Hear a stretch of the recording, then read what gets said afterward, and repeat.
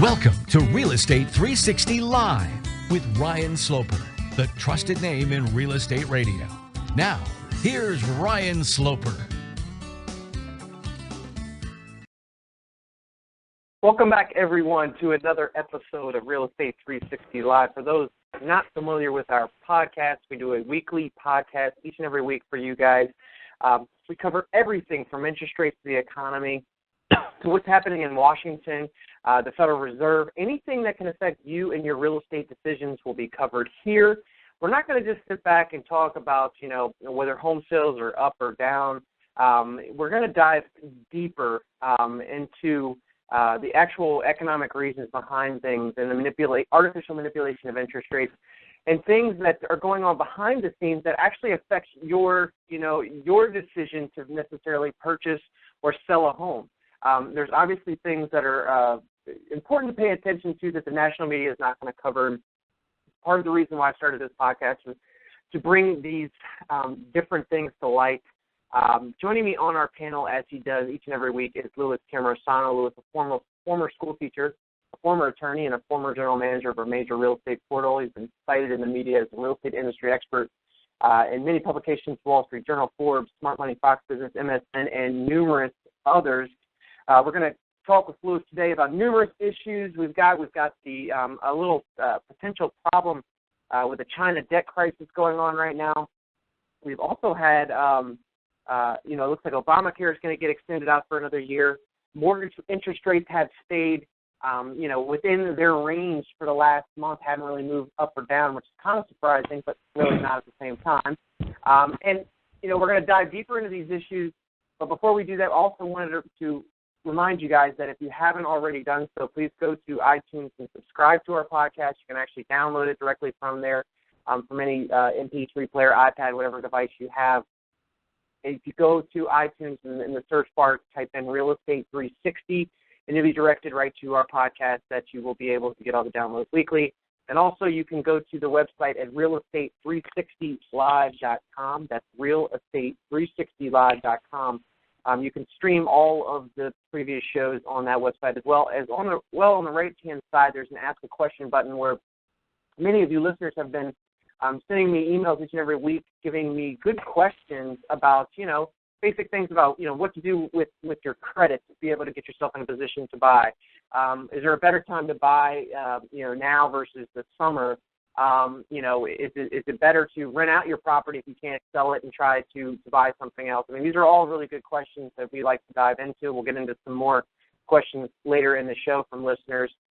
But, Louis, I want to start off the show. It was actually interesting. I had been reading through a couple articles. I don't know if you saw this one that was on Zero Hedge, which was actually some comments that was made by the former HUD Assistant Housing Secretary and Investment Advisor Katherin Austin Fitts, who revealed her thoughts on the ever-rising debt ceiling. She talked about Obamacare. She talked about the federal programs, basically quantitative easing from the Federal Reserve. And she said, that these programs specifically from the Federal Reserve may have not been incompetent at all, which is what you and I have been recognizing for all along, but a covert strategy. And that, while everybody is back just, thinking that there's some sort of backstory to all this, she says in quotes here, in my experience, government is not incompetent at all. Gridlock is a cover story. Incompetence is a cover story. There is a plan. You just can't see what it is. I thought that was just really some really interesting quotes because you and I talk, all the time, Louis, about there is this master plan, right? There is something bigger than what we can see and what that meets the eye right now. And the question is that the $1 million question, what you and I have been trying to figure out, is what is that plan, right? What is this master plan that they have that they're going to have to find a way to continue to manipulate, before it all unravels? Because, there's not much. They're backed up into a corner, as we talk about each and every week. They don't really have many options. You had a kind of, a great blog post this week on smoggle.com. That's SMAULGLD.com, which was basically talking about that. What was the actual name of the Post. Do you remember? Which one are we referring to? What's the topic? The housing recovery in a law of small numbers, right? Right. So, we have the Federal Reserve doing all of this artificial manipulation, quantitative easing, pumping up the banks, the hedge funds, investors, the ones that are able to take advantage of this stuff. And so it makes it seem like everything is just going perfect right now. And they skew these numbers however they see fit. And you really dove deeper into those numbers and kind of gave breakdowns of how, just because we have rising home prices, rising home stock prices, and a falling unemployment rate doesn't mean that we really have a sound economy and we're really moving in the right direction. And you really broke down into the numbers behind that. But the whole master plan that she talks about, Louis, is that they are able to control the media in a fashion where they can continue to drive everybody to believe exactly what they want to believe, right? Correct. And if everybody were sitting here listening to our podcast each and every week, they would have a different view on what's taking place. But unfortunately, the mass population right now is all going to buy into, okay, it looks like, hey, interest rates are low. It must be a great time to buy. And if it's a great time to buy, look, we have rising home prices. Our stock portfolios, retirement accounts are going up. Everything has to be going just so great. When in all actuality, we have, really the labor force participation rate is at all-time lows. New home sales are at pretty much all-time lows as well. I mean, the rate of first-time home buyers compared to all other buyers is at extreme lows right now. So none of this information is actually that sound. There's nothing about our economy that should actually give us any sort of feeling that things are moving in the right direction. Yet everything we read in the media, online, radio, TV, is that it looks like we're turning the corner and we're making our way out of that recessionary period that we had. But I want to get your thoughts kind of on what her quote was and how that kind of ties into your blog post from this week. And, where do you think that this master plan that they've probably been, working on for some time now is headed and in the near future here? Okay, so what the United States has always done since the end of World War II is basically to control the world economy. And that gives the politicians the ability to spend money to get reelected. And since World War II, following on the Great Depression, the United States has embarked on, they instituted the welfare state during the 30s with Social Security and other social programs. And they expanded those programs in the 40s, 50s, and 60s with the Great Society with Lyndon Johnson, increasing welfare, introducing Medicare. And then also during the late 40s, they started the Cold War.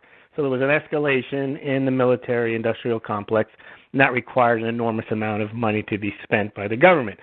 So the United States government was booming during the 50s and 60s and was also, though, increasing its debt because it was embarking on basically a welfare warfare state. You had the Korean War, you had the Cold War, you had the Vietnam War, you had the space race, while you were also spending enormous amounts of money at home. Now, at the end of World War II, Ryan, the United States became the world's reserve currency, and all the nations agreed that the U.S. dollar would be the currency that international trade would be settled in.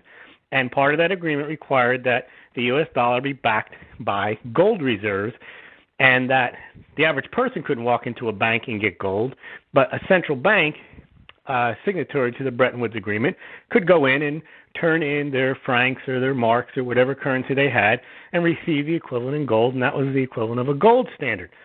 Well, a lot of the countries realized that the United States, in its control of the world's economy through having the world reserve currency, was abusing that position. They were spending more money, we were spending more money, and the countries were nervous that perhaps we didn't have enough gold to back it, which was absolutely true. So in the late 60s and early 70s, many of the countries started to come and request gold in exchange for their currencies.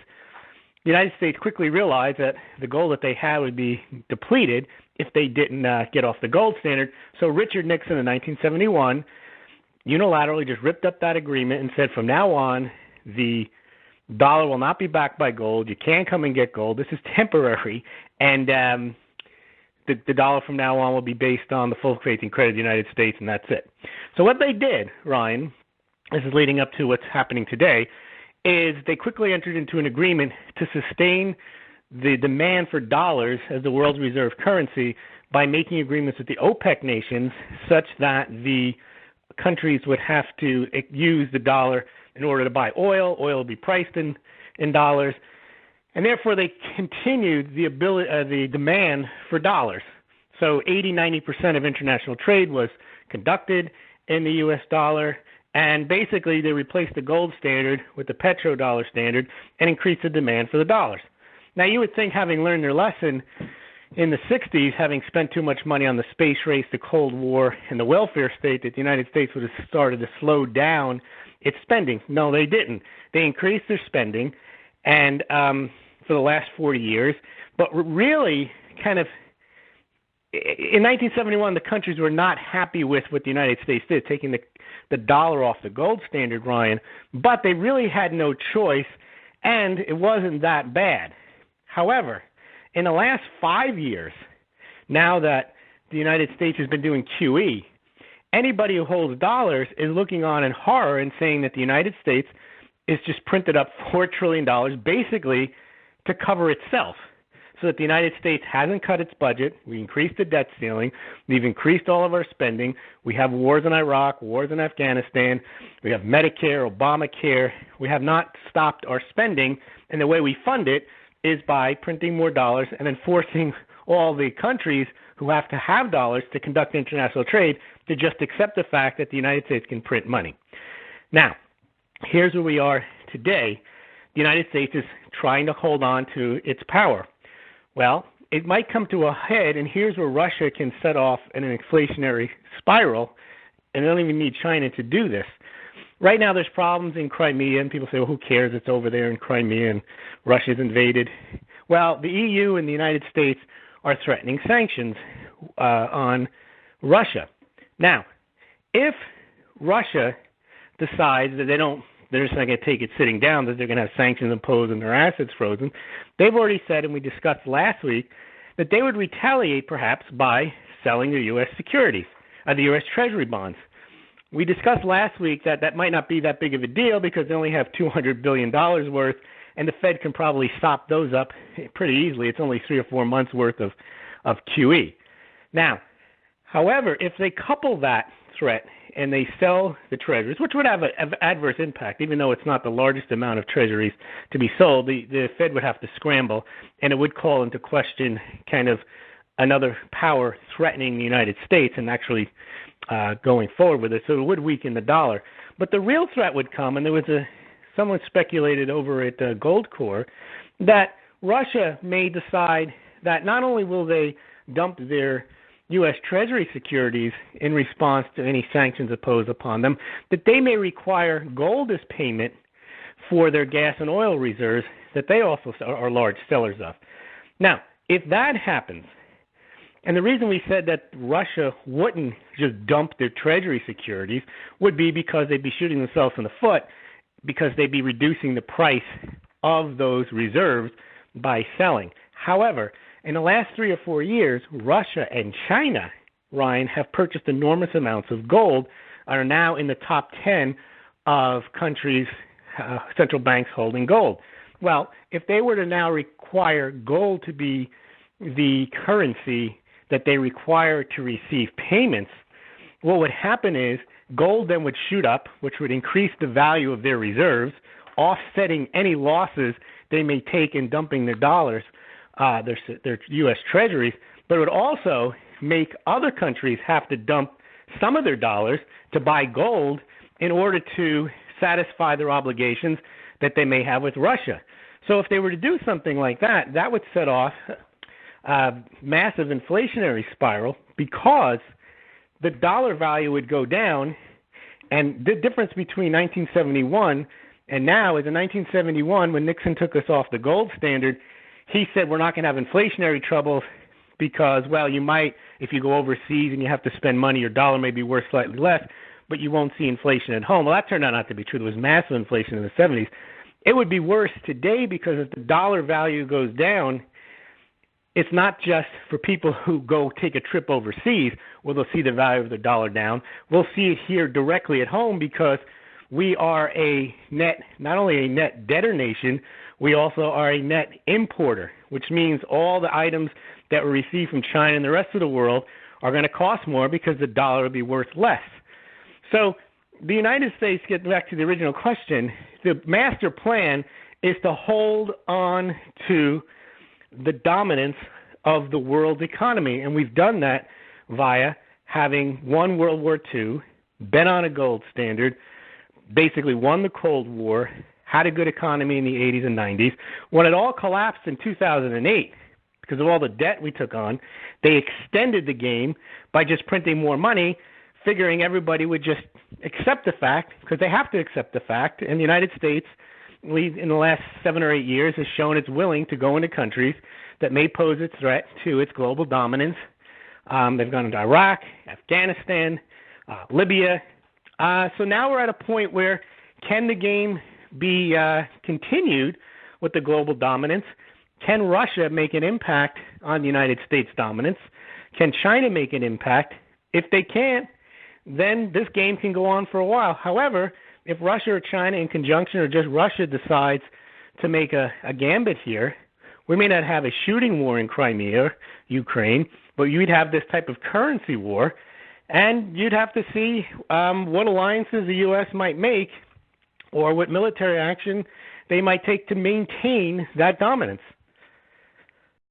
Yeah, it's interesting, and back to, that quote that I had brought up from the former HUD Assistant Housing Secretary. She was actually asked another question, which was, who is this government system that we have and why are they behaving the way they're behaving? And her response to that was that we see what we see is literally a psychopathic effort and intensity, whether it's in the energy area, whether it's in the currency area, whether it's in the flood area, whether it's in the healthcare area, to get 100% central control and to use digital means to do it. And the question is why. And the answer is to remain, that world dominance, right?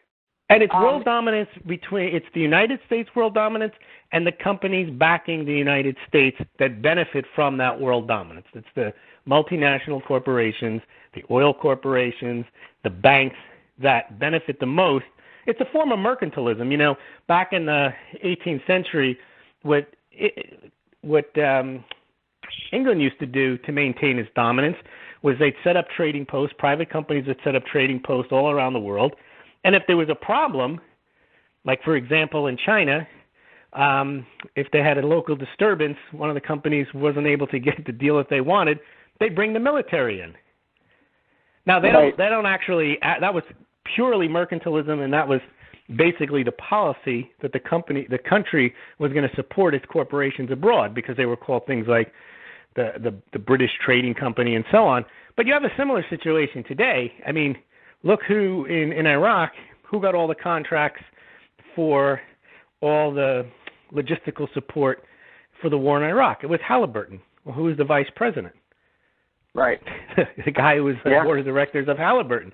So it's naive to think that somehow that there's not payback by politicians for corporate support. So they work hand in hand to make sure that their interests are protected worldwide. Yeah. So the banks should have gone out of, if you think about it, the banks should have gone out of business other than they had massive political support. Right. Yep. Yeah, I mean, any regular mom and pop shop, that just goes out of business overnight, right? And the fact that, these big banks and I mean, they've got buddies. They got buddies there that not buddies, they're owned. I mean, well, pretty much. I mean, financial buddies. Let's call them that. You know what I mean? Where they do. They have complete control over those guys and gals. And it's interesting because, I mean, and that's, we've actually, for who is benefiting through all, through this time right now is the big banks, is the hedge funds, is the investors. But they tell you with a straight face, it's policy that's designed to help you. And not only is it designed to help you, they tell you it is helping you when it's not. Back to your first point, all of this money, the $4 trillion spent, hasn't produced GDP growth. The GDP growth is less than the money they spent or blew or printed on QE. And the unemployment rate's gone down, but that's only because fewer people are working. And people aren't buying homes. Home sales are low, even with 50% of the homes being sold to investors. So that means the average guy or gal isn't buying a house. Right. Yeah. So what recovery is there? The prices went up. Now that does throw a bone to people who were sitting on an asset that they were snookered into buying in the first place and overpaying for 5, 7, 10 years ago. So at least they've moved their asset price up, but they don't get any of that money really. No. This prevents them from being foreclosed upon. No, but and we talk week in and week out that a byproduct of a low interest rate environment is that the majority of people stay somewhat optimistic about what's taking place here. Now, there was a Bloomberg poll that came out, and they did publish this. Stock market surge bypasses most, American polls show. More than 3/4 of Americans say the 5-year bull market in U.S. stocks had little or no effect on their financial well-being. So I think they're starting to see that people have figured it out. So the media likes to front-run the fact that, maybe there really isn't a recovery. I've been seeing stories now about how home sales are down, and wait a minute, maybe isn't there a recovery? There never was. But for 18 months, they convinced us that there was just because home prices were going up, or there was a recovery just because fewer people lost their jobs. In fact, AP, I always criticize AP and Reuters for when the initial jobless claims come out. They've said things like it's improving job situation or more jobs are being created when it has nothing to do with it. Well, now what they're saying is, I think the quote was, let me just pull it up here. They said that when the last initial jobless claims report came out, that only 315,000 people lost their jobs. This showed they're not as bold anymore to say that it means more people are getting hired or hiring pace is quickening. They said it highlights that employers are confident enough about the economy to keep their staffs. Yeah, confident enough to keep, but just not confident enough to keep 315,000 a week. Right. Yep. So there is some switch, Ryan, in that not from AP. I mean, there's still remnants of cheerleading for the economy, but they're also starting now to throw out these kind of, to be honest, they don't want to they want to have some credibility. They don't want to say that the last 18 months of talking about recovery was a farce, but they want to show that, maybe we should take a look at this because we're serious journalists.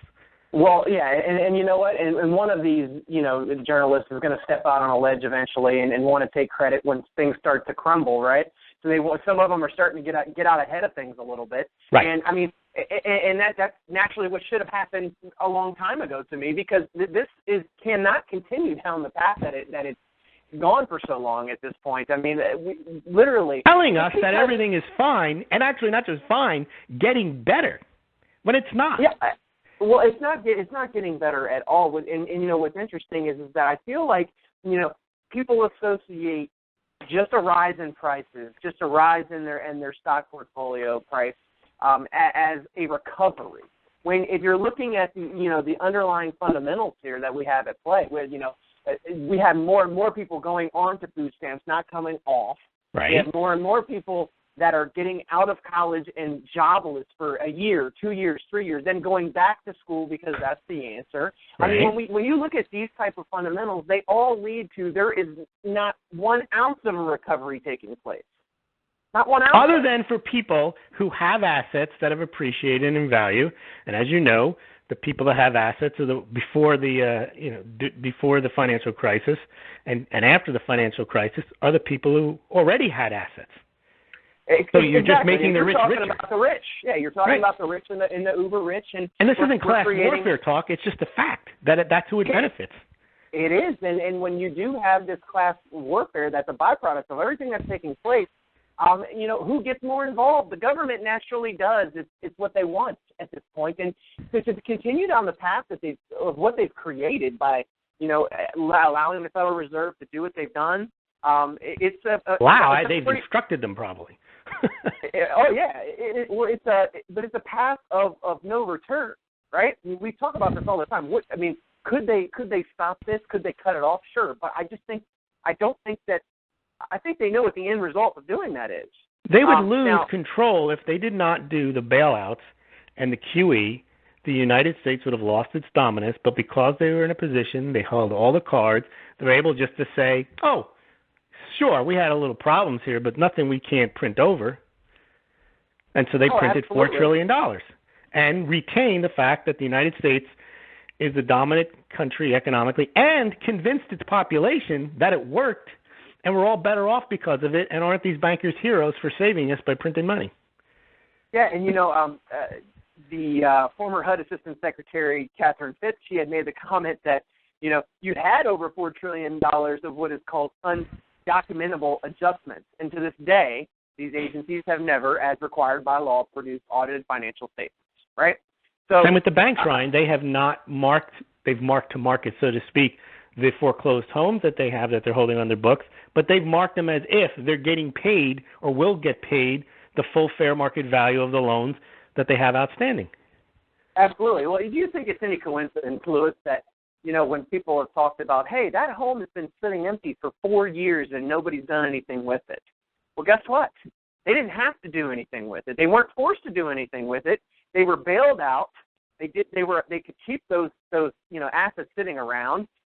They know the environment that's been created by the Federal Reserve because they also know if they sell the houses, they'll get less money for it, so they get more money for it just leaving it on their books at full value, as they're allowed to do by the accounting rules they put in place after the financial crisis in 2009. Allows them to actually say that those houses are fine, that they're good assets, and they've also benefited from $2 trillion worth of free money from the Fed, taking a lot of the mortgage-backed securities, the bad ones, off their balance sheets, the ones that were guaranteed by Freddie Mac and Fannie Mae, who would have gone bankrupt had they had to back up those mortgages and if the guarantee had been called in on. Right. Well, that would be too much. So the Fed bailed them out too by printing money and cleaned up the balance sheets of the banks. Right. The Fed has bailed everybody out except for your everyday guy. Right. Absolutely. And that's the Where's my bailout? That's the placard you got to hold up. I'm still waiting for my check to show up. I don't think it's ever going to get here. Don't you remember? I back in 2008, I think Bush sent out checks. He sure did. I forgot about that. People got like $2,500 or something. Yeah, it was told to go shopping. Yep, and that was going to pump money into the economy. Remember? and it was like a one-time shot in the arm, right? Right. Except that what we're dealing with here has been a long, extended steroids program that they can constantly tell us that they're going to start pulling back. But at the end of the day, Louis, you and I know they're going to keep manipulating these statistics and then reports and the numbers how they see fit. And at a moment's notice, they can turn around and move the other direction, and they'll have. Or they will say they'll keep that narrative where it is. It's improving. It's improving. It's improving. Look what happened in the Ukraine. Threw everything off. When they asked for gold, that changed everything. Or they sold their treasuries. Well, we have to do more QE to back up those. We have to buy the Russian bonds, the U.S. bonds that the Russians are selling. So we have to stop tapering, and in fact, we're going to have to increase it. The distractions or sideshows that are created, right? They're either created, they know about them, they're aware of them, or they create them. Or they wouldn't be as big of a deal, but we make them more of a bigger deal because we need to get the attention off of the things that people are starting to pay attention to, right? Of course. That's why many of these wars will just pop out of nowhere. I mean, it's like, looked like the economy was going down the tubes, and all of a sudden we got a war, and there's our temporarily financial relief. Well, I'll give you one that came out that had nothing to do with the economy. There's this big campaign now. I don't know if it's big, but it's backed by it's Condoleezza Rice and famous actresses and the First Lady. There's now a video and a movement backed by about 40 or 50 mega corporations to ban the word bossy. Do you have any idea why we need to ban the word bossy and why there's millions of dollars being spent to do this? No clue. Okay. See, because there really is no problem, there's no issue. But the issue now is the reason that we need to ban the word bossy is because young women and girls are often called bossy when they appear to show some ambition. And because of the word bossy, they don't attain, and being called that, they don't attain leadership positions because they're discouraged. So, and Beyonce is involved in this one too, they want to ban the word bossy. And there's a video. It looks like an Onion video, but it's serious that we're going to ban the word bossy, which is ironic in itself because banning words is the bossiest thing you can do, telling somebody what you can say and what you can't. But this is just an example of a distraction that is created. This isn't some type of thing where people have been upset about for years and kids come home crying because they're called bossy. I mentioned it to my kids. They never heard anyone called bossy, and they didn't think it was even a gender issue because a guy can be bossy. Are we banning it? Anybody can be bossy. Well, what if somebody is bossy? You can't call them bossy, and then you're going to be labeled sexist. And so this is the type of thing where, it's not a major issue facing our country. People probably haven't even thought about it at all. It's just that these things come up on purpose to distract you from whatever's going on that really matters. I mean, and that's just I'm surprised you never heard. Of course you hadn't heard of it. Bossy. Now it's going to be what, the B word? Oh yeah. Well, I mean, it's the nature of the media world that we live in, right? I mean, it's to create as many distractions as possible. And if there's, have you ever watched that show, Lewis? I don't really watch that much TV, but have you ever watched the show House of Cards? Never heard of it. It's like a political show with Kevin Spacey, and he's in it, and he's basically. Oh, I've seen the trailers on YouTube. Yeah. You know what? It's actually a very good show because I feel like it gives one of the most accurate depictions of what takes place in government and how they could always create a new story, right? And it's like when you know things are coming down on you hard, you go and you make another story, right? Right. So, and I feel like that's really what takes place here. I mean, this is what takes place with the Federal Reserve, with Congress, with the President, everyone. It's when you know something's coming down the pike that's not going to be good, and you think that it's going to hurt your chances for re-election or it's going to hurt your chances for your political party, you're going to do whatever necessary. It was that book, that movie, Wag the Dog, right? Right. And right now, now Obama's pushed back Obamacare for another year, right? So now things are going to be implemented for another year, and I have a feeling by the time we get to that point, they're going to be pushed back another year. But weren't we at a crisis point where we had to absolutely do something about health care? It's an immediate concern. Everyone's concerned about it. We have to do something about it. Well, okay, we did something about it, but we don't really have to do anything about it. We'll just delay it for a few more years. Even if you believe that was Obamacare was the answer, you don't want it delayed. You want it now. It's just like unemployment has to be fixed now. Okay, but it never does get fixed. And also, unemployment is less of a concern. What's a bigger concern is the number of people unemployed is a smaller percentage of the population than the number of people employed that are struggling. So almost if you help the people that were employed that are struggling and the economy improved, then more people, you'd solve both problems. All they want to do is talk about minimum wage increases and increasing unemployment benefits. They never get to the cause of the problem. And now I believe the latest thing was that Obama came out with was to increase the pay of managers at fast food restaurants and things like that, increase their overtime. I mean, it's always something. I mean, okay, how is that fixing anything? How is that helping anything? It's not. Well, government can't fix or help anything. All they can do is take money from somebody and give it to somebody else. Well, absolutely, but all they're doing is taking a position. So they hope that they can get a bunch of people on their side, right? Absolutely. And then that's all it is. It's just talk, and talk is cheap. And you know who supports it? The people who get the benefit, and then the people who are worried about their reputations, such as the large multinational corporations. So they go along with it. They don't fight it, and they actually fund the politicians that support stuff that appears to be against their self-interest when it actually just protects their self-interest because they actually can afford to pay the higher wages. It's the smaller company that can't. Well, we talked about all of the numbers that say that there is no support for this so-called recovery. So if we did have a so-called recovery, what should we be seeing? Well, I could tell you the first thing we would see more college graduates paying their student loans. We wouldn't have such a high rate of people not paying their student loans. We would have more new home sales. We would have higher labor participation rates.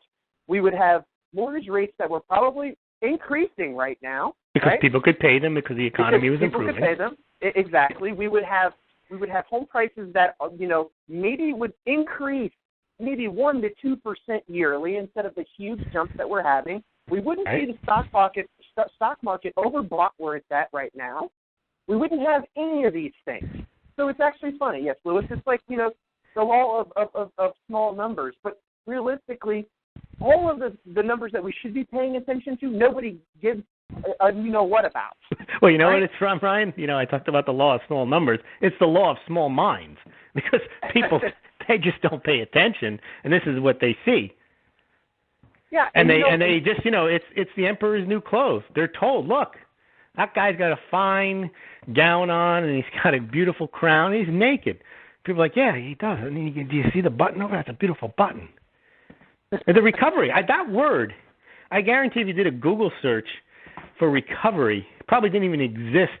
It was a blip in the 90s and early 2000s.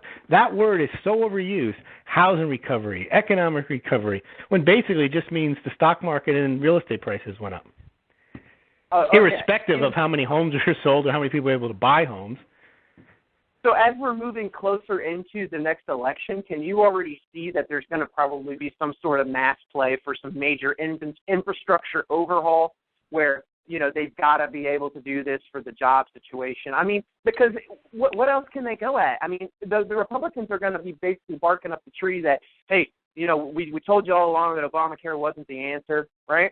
And there's got to be some sort of, change. What's the next thing? What's the next What I'm worried about is, you got to remember when the United States was basically losing the ability to spend at will in 1971 because the world had called their bluff. Even though the United States was by far the dominant superpower, they still had their bluff called. So Nixon had to take us off the gold standard. Nixon, for all his faults, was an incredibly crafty guy, as was or is Kissinger, and that was a stroke of genius by making the Saudi Arabia and OPEC nations take dollars in exchange just for United States security protection and to price all their stuff in dollars. That was genius.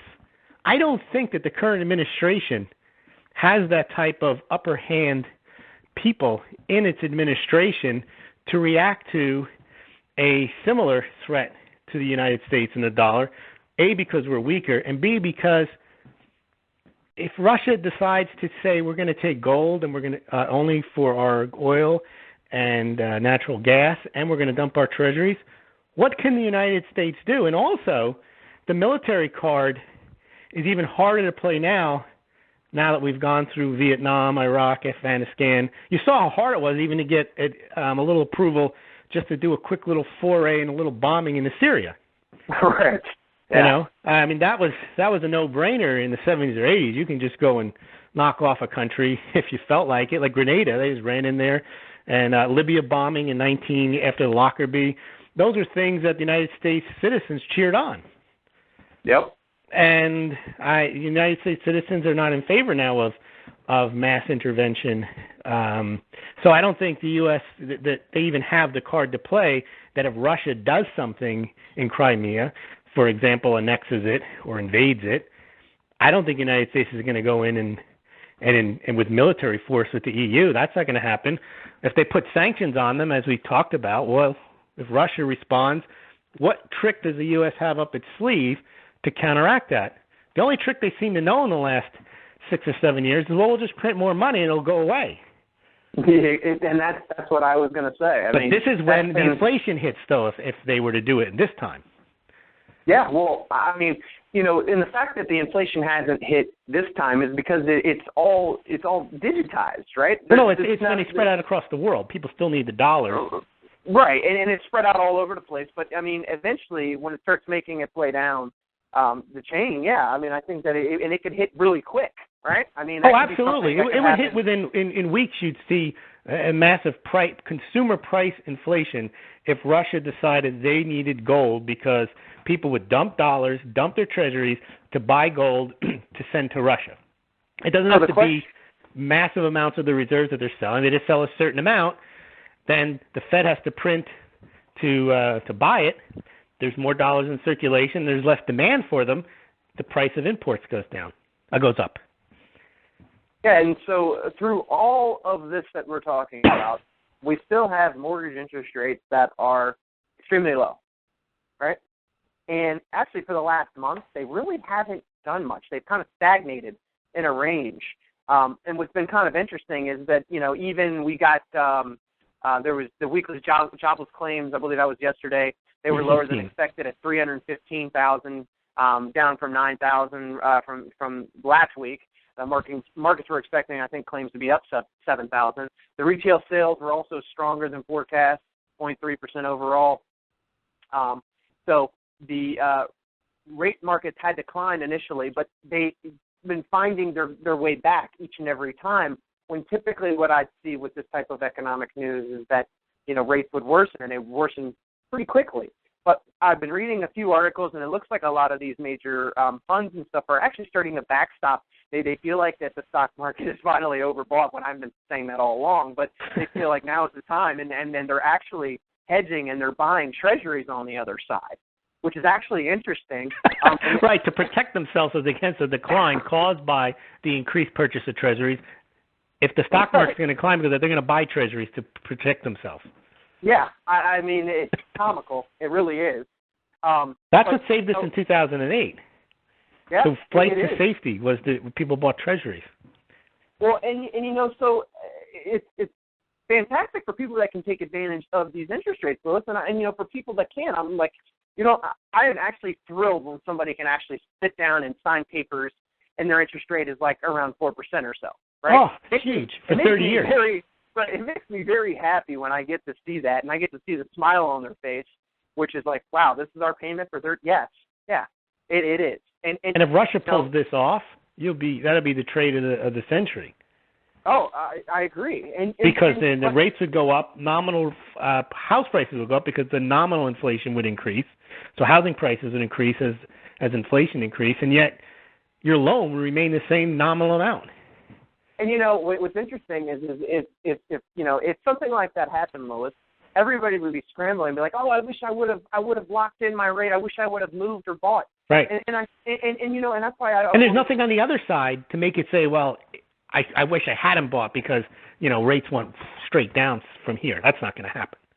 No, I mean, right now, I mean, actually, with having increasing prices and a low interest rate environment, I mean, everybody should be running to a mortgage company or a bank, right? How come it's not happening, Louis? If they can't qualify, even if they come close to qualifying, their loan gets rejected. Their mortgage gets rejected.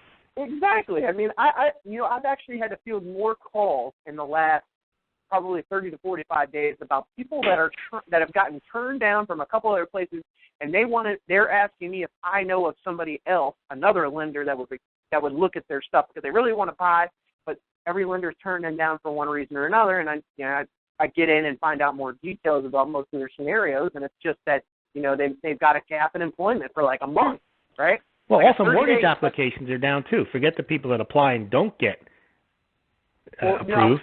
The people aren't even applying because they don't even bother because they don't have the jobs or the income. And I have a lot of friends that are in the mortgage industry, and all of them are saying right now, they're like, yeah, the refinances have completely dried up. And I was like, well, I would have expected the refinances to actually dry up about a year plus ago when the rates were even lower, right? Right. And those people that weren't able to take advantage of those rates then probably still aren't able to take advantage of them right now because their situation hasn't changed. Yeah. The recovery only worked when the 10-year note was down around 1.6. You know what a recovery would be is when everybody in this country was able to take advantage of sub 4% interest rates. That's a recovery because that means that everybody had jobs, was well qualified, and able to take advantage of them. And if that was happening, that dynamic would last for about 2 months because then rates would just start to move up. Well, not only that, the banks don't want to lend out at 4%, Louis. Of course not. No, they don't want to. So that's the. And half the houses aren't even bought on mortgages because they don't even bother. They have access to even cheaper capital than mortgages, or they have cash. So the investors aren't even getting mortgages, and they're half the market. You know what? And prime example. So I was out looking at a property, an investment property, the other day. Within more of a rural area. It was probably 3,500 square feet. Needed a ton of work. The well and septic were completely busted up, so they needed to be replaced. and they had a list price of like $270,000. If you fix this house up completely, it'd probably be worth about $430,000, $440,000. Well, you get into it, and we found out that there was one or two contracts on there. We put a cash offer on this property of like $230,000. The list price at that point had been $280,000. Now, she told us they had like 3 or 4 offers all close to their list price, but guess what? They knew that if they had any finance offer, none of them were going to go through. None of them. So they said, so we know that I've advised the bank, the real estate agent, the listing agent said specifically to the bank, I think it's in your best interest to accept the cash offer because we're just going to be wasting our time accepting anything else. Well, so lo and behold, we ended up being the highest and best offer cash offer. Okay? Well, basically, do you bid less than the others or the same? Less. Oh, yeah. Like the list price, let's say, is $270. Their finance offers were at least $250, $260, $270. We were at $230, right? Actually, we were at $230. They countered us back at $235. Well, they didn't come. They said they accepted our offer, so they really didn't accept it because they offered $5,000 higher than what we asked. So we went back out to the property and then deemed that there was too much work and went back to them and told them, hey, no, we're not gonna move forward with this property just because it needed too much work. Well, right. Just yesterday, I looked back at that property. They lowered their price again from $279,000 now to $230,000, where that cash offer was. Right. So they're basically saying, they're showing their hand saying, hey, we need a cash buyer here. Right. That's the only type of buyer that's going to go for this property. How's that a recovery?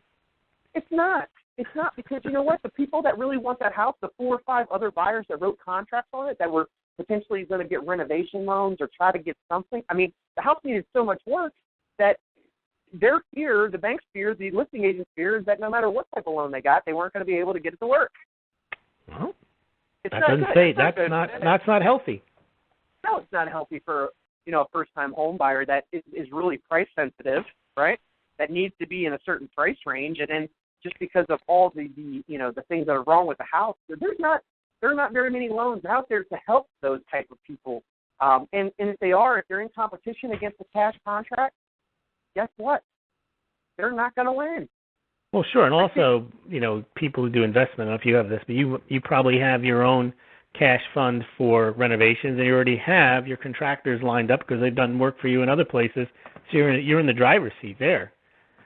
Absolutely. It's not a two-step process. You've already got it mapped out what you're going to do. You're going to buy the house with cash, and you're going to fund your renovations with people you already know and money you already have. Yeah, and see what differentiates and smart investors in this market is that, okay, we have a low inventory environment. So if you acknowledge that, then what is your job as an investor? If you're going to buy and flip real estate in this type of market, then you have to go out and buy the property, and you have to renovate that property to standards that are the highest standards possible, to where you're not going to overprice your listing. You're going to price it to sell, but it's also going to be the best thing on the block, right?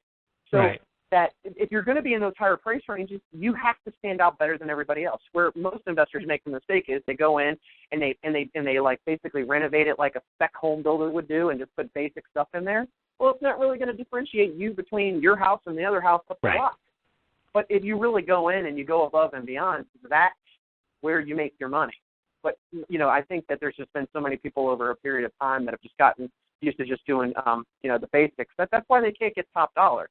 Now, everything is very price range sensitive. I still have to be cognizant of the fact of who is going to be the potential buyer that would buy this house, right? And I can't like overdo it. I can't make it too nice on the inside. I have to figure out who that buyer is, and I have to market to that buyer with what I put on the inside of that house, and also keep it so that price range is not too high. Isn't that the danger when you buy a house as an investor? Is not just can you resell it because there's a limited pool of people to sell to, because maybe another investor's not going to buy it, but also what can you charge for rent because people are strapped? Absolutely. I mean, you know how difficult it is today, Louis, to find a renter that has good credit, and that it's pretty much darn near impossible. You know what? Yeah. You know what? I can find plenty of renters that have had perfect rental history, but to find a renter that has perfect rental history and good credit, it's not very common. Right. Well, people are smart. They'll pay their rent. Maybe they won't pay their credit card bill or their car. But paying the rent, you don't want to get evicted. Well, but guess what, though? even if you pay the rent and you got bad credit, most of the property management companies aren't going to rent to you.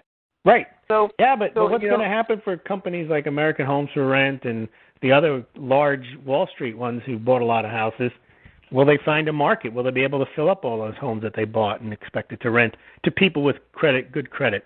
They may end up having to go the effect of subprime, and they may have to start having issues with payment, and which will be a problem because they're securitizing a lot of these rental income streams, which if they start renting to people who may not have good credit, then the rental income stream isn't really AAA.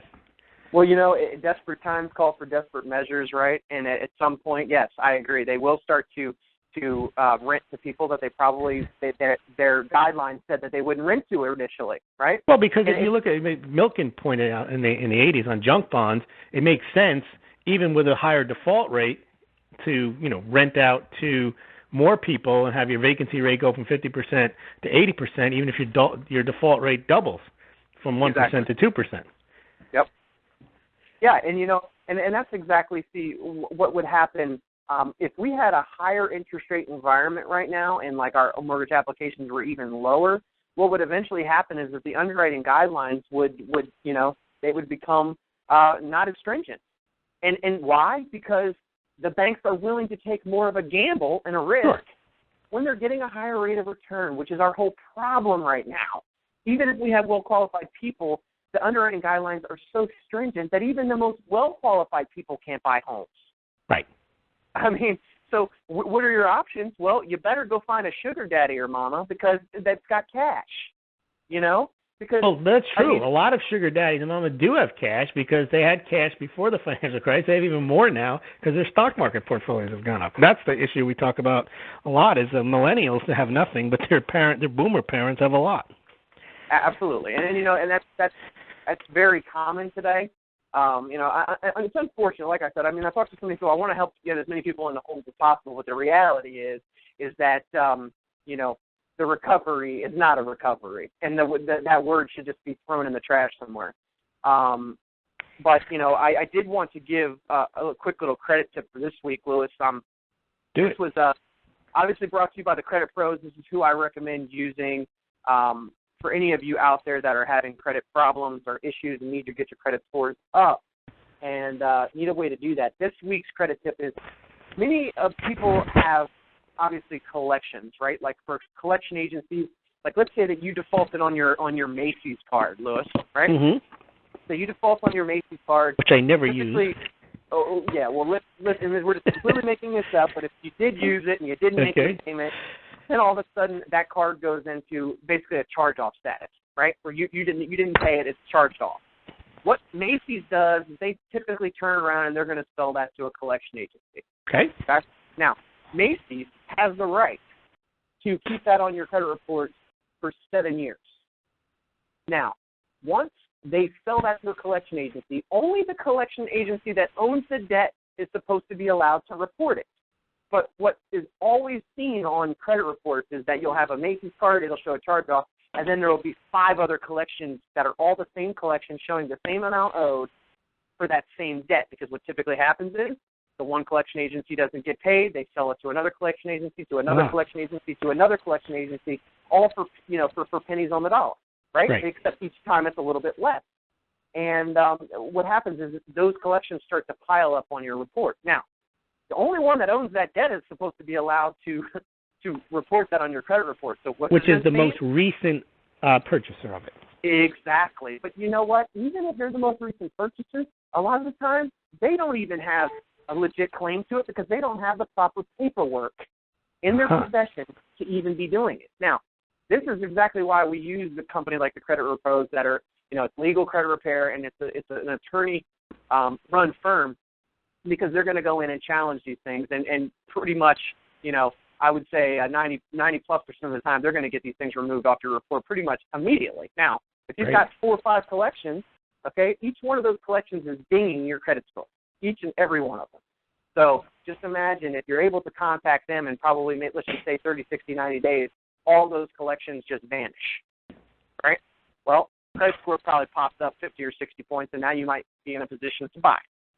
And like I said, this is very simple. Now, if you go out there and try to do this yourself, I promise you, you will have so much pushback. Collection agencies won't give you anything. They'll say, no, you owe us that debt. We're not giving you any letter. When they make the call, it's a much different scenario. They're like, okay, well, they're going to send them over pages where they need to validate and document that they even have the ability to report these items. And when they can't do that, they have to be removed immediately. And if they choose not to, then they'll go after them and sue them and get you money for doing that. But at the end of the day, it's a pretty simple process. I don't recommend doing it on your own because you need to know the thousands of pages of the Fair Credit Reporting Act bill, which many people can't decipher, just like they can't decipher the Affordable Care Act, right? So it's always better to hire somebody, and it's really, I mean, for what you pay, it's really inexpensive. At the end of the day, your credit is all you really have. So what is that worth to you long term? Simple solutions. All you have to do is reach out to me. I can give you the contact information for the credit pros. Just give me a call. Shoot me an email to Real Estate 360 Live on the Ask a Question button or Contact Us page. Just send me an email, and I'll get that information over to you guys. That's all we got for today. Guys, Louis, thank you for coming on. Give everyone where they can catch your next blog at. Smallgold.com, SMAULGLD.com. And you can also follow us on Smallgold at Twitter.com or at Twitter, and also on the Smallgold YouTube channel. Thanks, everyone, for listening. Thank you, Ryan. Thank you, Louis. And, guys, if you'd like, remember to subscribe and download the podcast from iTunes at Real Estate 360, and also check out the website at Real Estate 360 Live. Have a great weekend.